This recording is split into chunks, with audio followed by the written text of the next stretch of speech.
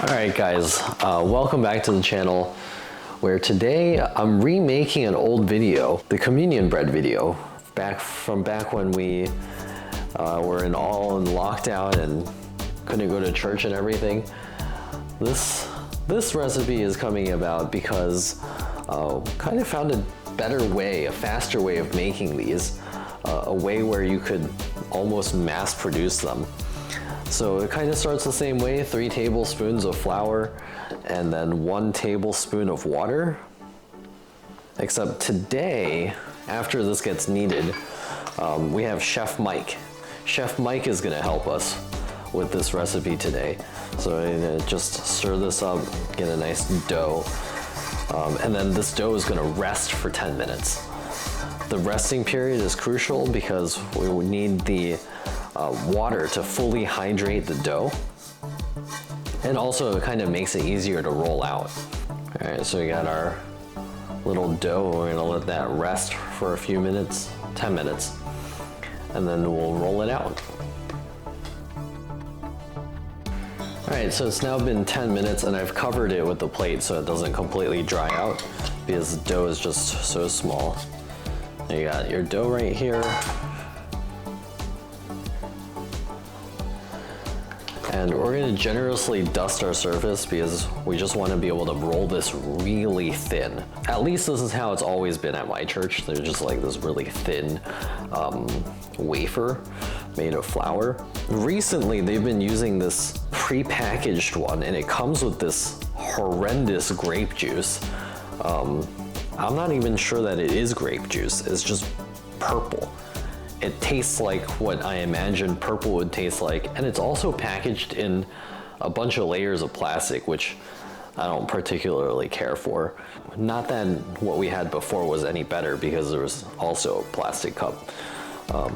So I cut it into 4 pieces, and we're gonna try to get this as thin as possible to the point where you could almost see through it.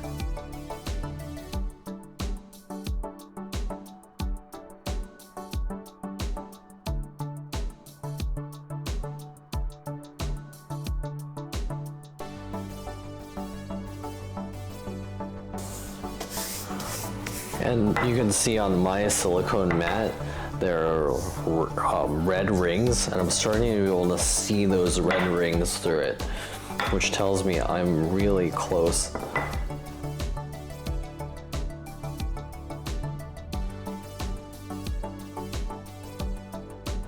So yeah, it's like super thin. And what we're gonna do is, well, we can start with the first one. So you'll see soon what I mean by Chef Mike. So I've got these chopsticks. I don't know if it makes sense to have them wet or not, but thinking is that maybe we don't cause a fire with the microwave. So now we take the communion bread and drape it over the chopsticks. And then this goes in the microwave. Your microwave's power may differ, so just try it. I'm gonna go with 30 seconds. So I didn't come up with this.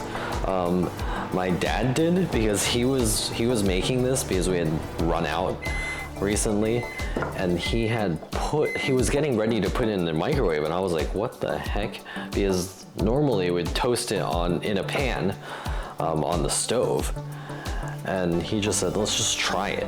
And then as he said that, I was thinking, well, yeah, the microwave would definitely cook it, but it might not be dry enough. So as I was thinking about that, I looked above and there it is. There's my air fryer toaster oven that also has a dehydrate function. And then I didn't want to take it forever, but I also don't want to have brown these because traditionally we don't brown them. Not that you couldn't. So set it on air fry for 10 minutes at 200 degrees, and basically you could make like 4 of these without even looking. So like the microwave basically cooked it, and now all I have to do is dry it out. You don't need chopsticks. Forget the chopsticks. Ow, that's hot, okay. Easy. I think the key is also dry plate. I love Chef Mike.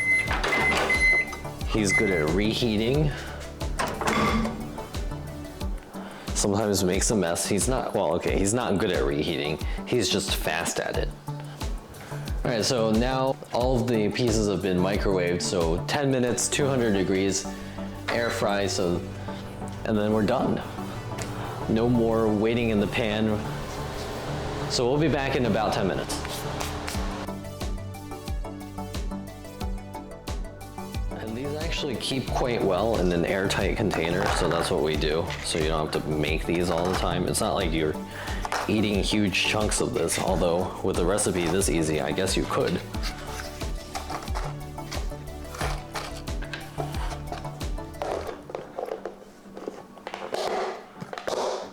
And I'll see you guys in the next video.